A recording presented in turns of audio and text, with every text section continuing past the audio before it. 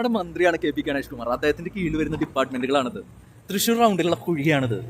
തൃശ്ശൂർ റൗണ്ടിലേക്ക് വരുന്ന എല്ലാ റോഡുകളും അപകടകരമാണ്. പാലക്കാട്, ഗുരുവായൂർ, അതേപോലെ തന്നെ കാഞ്ഞാണി, തൃപ്പയാറ്, ഇരിഞ്ഞാലക്കുട, കൊടുങ്ങല്ലൂർ, ഈ പറയുന്ന തൃശ്ശൂർ റൗണ്ടിലേക്ക് വരുന്ന എല്ലാ റോഡുകളും അപകടകര നിലയിലാണ് കഴിയുന്നത്.